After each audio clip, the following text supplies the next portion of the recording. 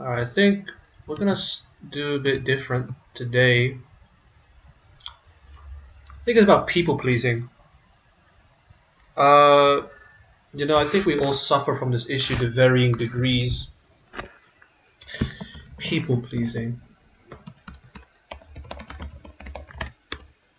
Okay. What are the solutions? What are the solutions to people pleasing? Well, maybe first we need to understand this is to some degree natural. Like, we are kind of wired to please others to some degree. Not unrestrictedly, but to some degree. A lot of evil, in fact, a lot of evil that humans do can be linked or resembles a natural instinct to some degree. So, for example, people who eat huge amounts of food, well, it resembles the natural instinct to eat. That's a commonality, right? Because that's a commonality, but it's an exaggeration.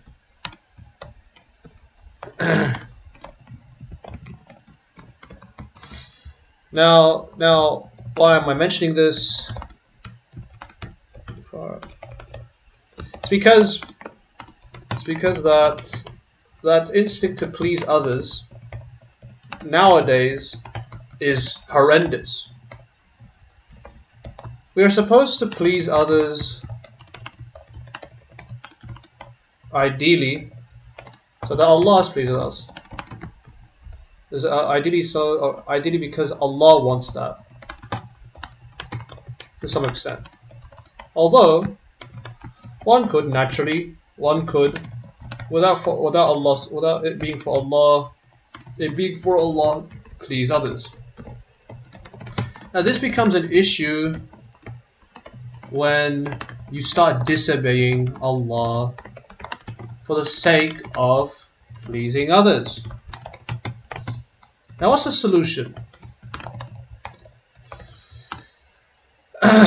First, we have to change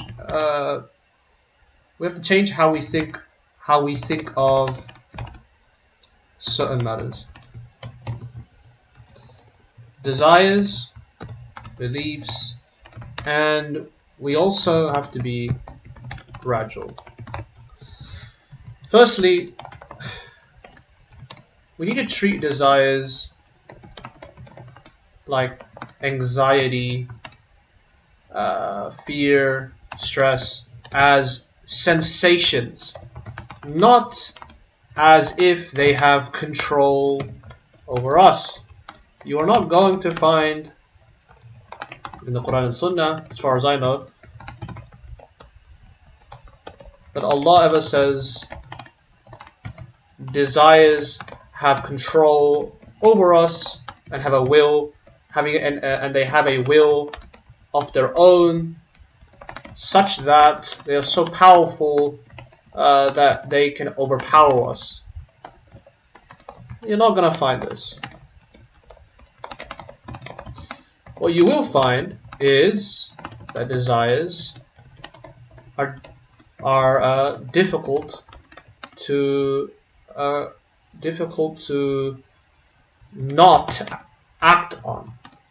Difficult is not the same as impossible.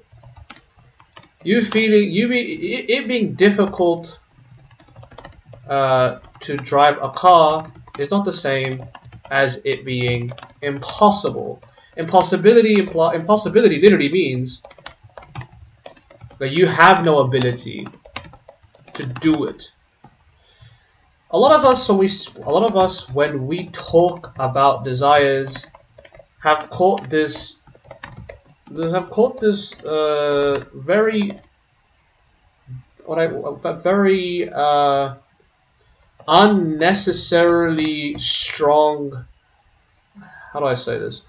Let me say it again. A lot of us, when we talk about desires, we talk about it as if it has control over us, as if it's impossible to choose the right thing.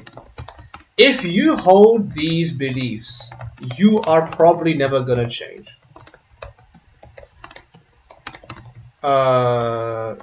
If you're struggling with bad habits, then believing that it is impossible to resist desires is literally going to probably make you go back again and again. Desires are feelings, sensations, emotions. They are not things with a mind and will of their own. They do not have any power over you. In fact, a dumbbell that is 1 gram in weight has more power over you in terms of weight. But desires are just sensations. They make easier certain choices and harder other choices, but they can't force you. Next time, whether you act on a desire or not, tell yourself, I am willingly choosing to act on this desire, or I am willingly choosing to not act on this desire. Do not say, this desire has control over me. No, it doesn't. No, it doesn't. Otherwise, you might as well say that Allah. Otherwise, you might as well say Allah obliged impossibilities upon you. Because these desires have a mind of their own.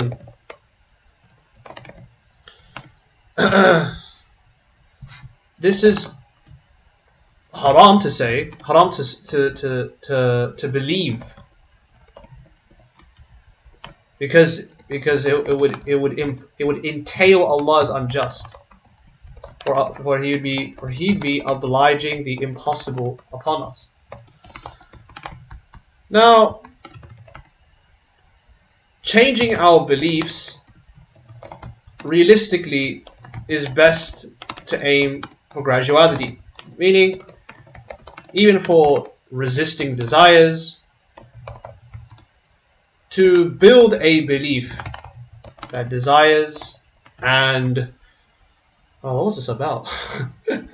And people pleasing. All right, and to build a belief that desires and opposing people pleasing is possible. The best way is to start small. Beliefs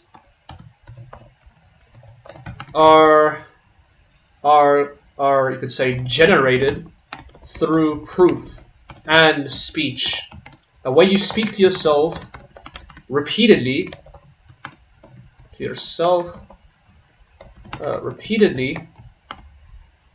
and the proof you observe generates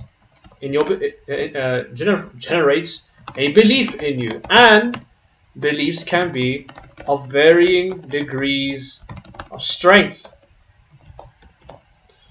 Some stronger than others. Sometimes people hold contradictory beliefs, which is strange. Sometimes people hold contradictory beliefs. Okay, so what was I saying? Blah blah blah blah. Also, beliefs are not identical.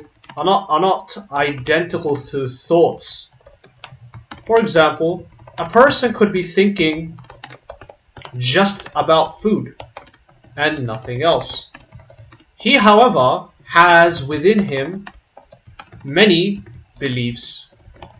You don't need to be thinking about your beliefs for them to exist inside of you.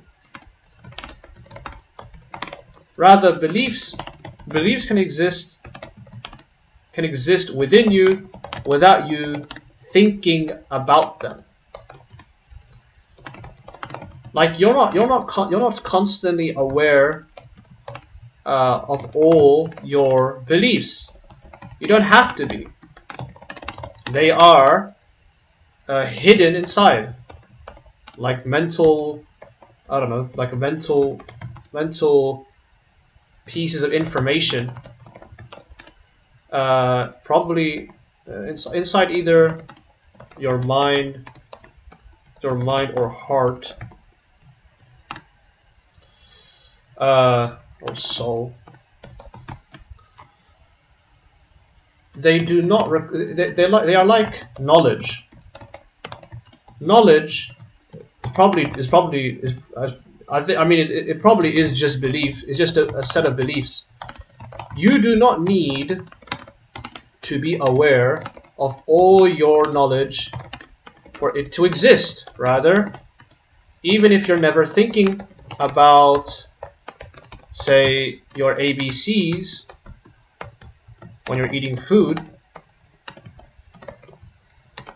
you still have the knowledge of ABCs within you, even if you're not right now thinking about it. So thoughts are different, or at least they are not identical. They are not identical to beliefs, and they are not necessary for beliefs to exist. Okay, so while we talk about all this, you need to believe that you can resist desires and oppose people-pleasing. That belief right now probably is in a weak state inside of you. If you want to think about it like this.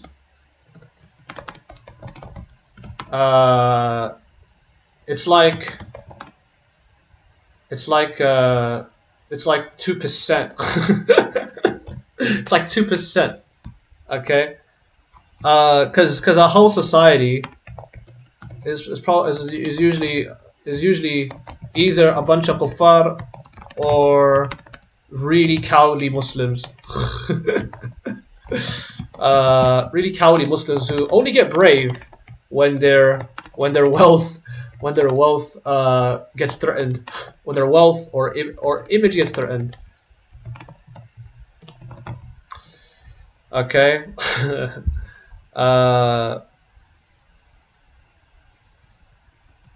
This is sadly our state. But anyhow, if I was to think back to when I got gradually more non-conformative, it was very slow.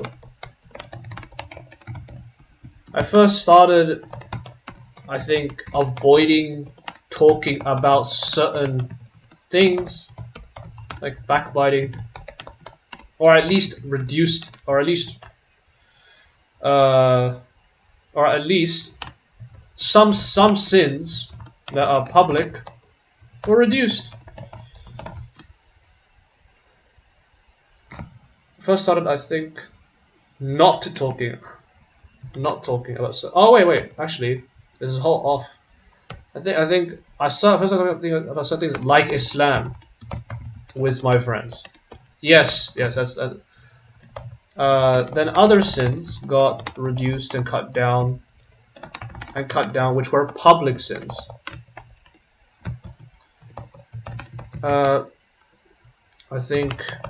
I think we all probably the most common public sins that most of us commit is swearing and backbiting.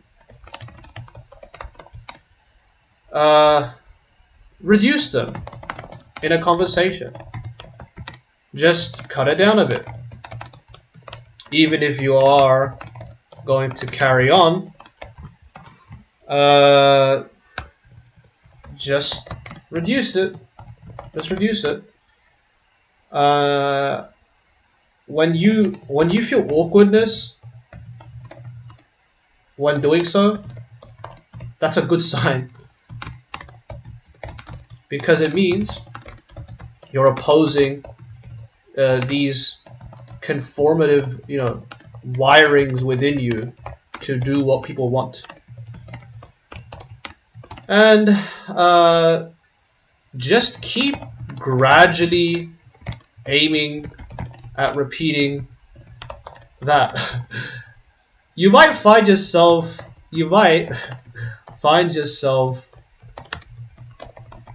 in contradictions, inconsistencies, hypocrisies, right? Hypocrisies in sometimes not doing a sin, sometimes doing it. Look, that is better than before, when you were always backbiting or always gossiping. All right? And guess what? Your belief that you can oppose the crowd grows. How far? Oppose the crowd grows. It increases more and more. And that will keep on increasing.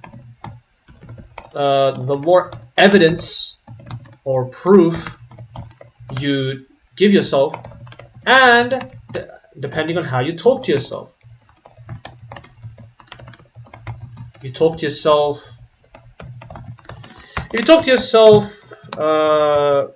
like this. I know today I will reduce my backbiting. If you repeat this statement 10 to 50 times, you're actually going to get a strange increase in self-belief, or in believing that you will reduce your backbiting, and it will happen.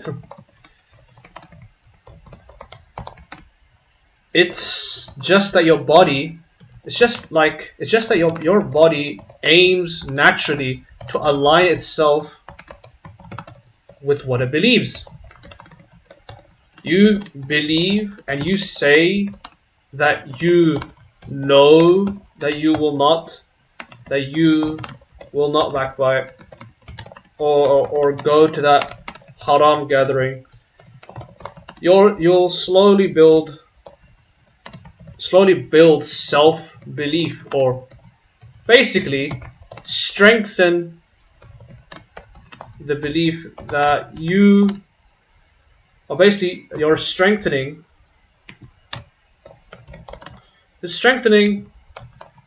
the belief that you